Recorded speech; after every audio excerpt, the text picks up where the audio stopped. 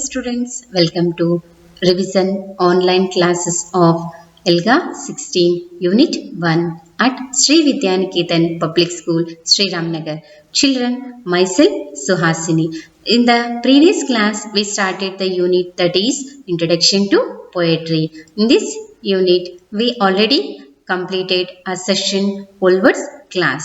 In today's class, we are going to discuss reading and listening comprehension.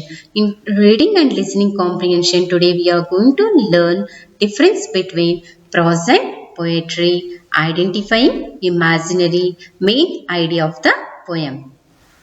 Fine. What is the difference between prose and poetry? Prose. A prose has many words, feelings are no feelings, no musical quality, even words which might or might not help us create images in our minds.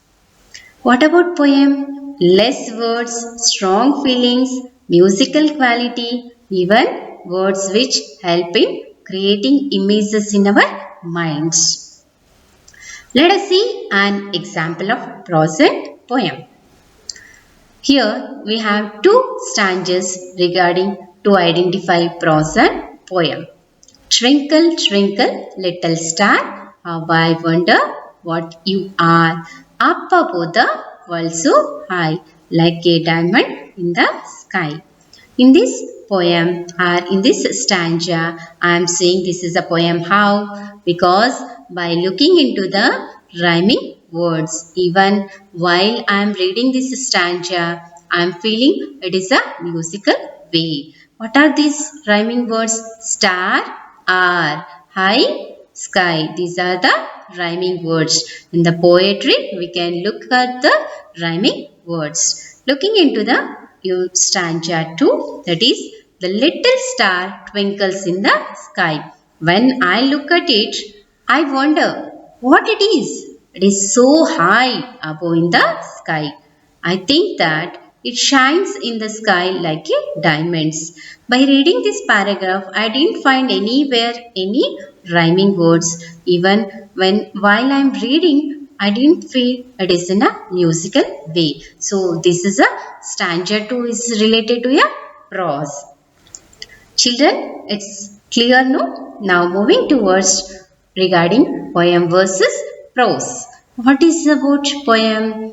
We are thinking a poem not a type of everyday writing has a stanzas and lines in the poem. For example, rhymes, songs, prayers and hymns. These are the poem related.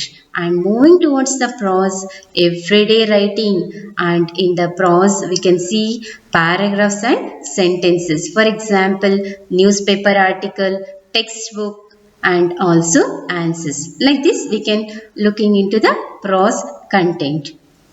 Moving towards the next topic, that is imaginary. What is this imaginary? We will look into this part. Imaginary is the use of language to help the readers use their senses to imagine the ideas. Imaginary can appeal to one or more senses: sight, sound, smell, taste and touch. Using imaginary improves how a reader imagines the ideas. Read the following sentences and answer the question. Here one of the sentences is there. By seeing this sentence, you can appeal which type of sense is working. Every time I finish my hard bath, my body feels cool. Which sense does this sentence mostly appeals to? Sight, smell, taste, sound or touch.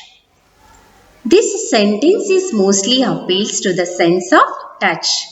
This sentence makes the readers imagine hotness while taking a bath with hot water. It makes the readers imagine coolness when the wind blows on the wet body. We will see one more example of this imaginary. The milk in my cup is Too hot. The milk in my cup is too hot. But soon it is ready for me to glug. I see milk. I hear glug. I smell milk. I taste milk. Even I feel it is hot milk while we are glug. The milk is my cup is too hot, but soon it is ready for me to club. By seeing this, we can imaginary. I see milk, I can hear club, even I can smell it with my nose, milk, even I can taste it. When I touch it, I can feel milk is hot. This is about the imaginary of the things which we can feel. Fine. Students, now moving towards the last concept of reading and listening comprehension. Before I start this concept, you pause my class and you get ready with your SR 8 to refer the story. The name of the story is Juggling Granny. How to identify main idea by reading this story. Fine. Look at these images. What are these images related? What is the common in these pictures? Common ideas in this picture are granny is there, here is there, here. We can look in these images, we can find granny and also juggling different things. Moving towards the main idea. What is this main idea? When you looked at those pictures, you found the main idea of those pictures. Main idea is the common and most important idea in the details we see. Fine. What are the steps to identify the main idea? To identify the main idea, we follow these steps. First, read the title. Based on the title, find the important words. Next point, find the supporting details based on the important words. Next, think about what is the important or most important message that those details are telling us. Finally, explain the most important idea in one word or phrase or a sentence. These are the steps to identifying the main idea of the story or poem. How do we identify the main idea? See, by reading the story, we can say the Jangling Granny. This is the name of the story, the title of the story. Next, what are the important words, supporting details and finding main idea? To identify these all the things, we can go through our SR clearly. Next, now we can see how we can read paragraph and find important words. In this jangling story, we can see the important words are those words which are related to the title. Supporting details are the sentences in which the important words are used. Moving towards, we will write the supporting details in our table and also important words in this table.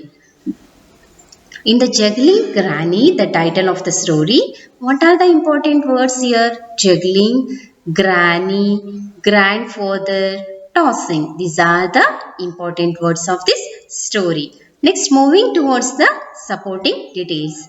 Supporting details are expert in tossing, everything inside, juggles every day and cannot stop it. Moving towards the main idea of the story. This poem is about a grandmother who likes to juggle things in different places. This is the main idea of the story. Students, please utilize the leftover time to complete the worksheet. Thank you. Happy learning.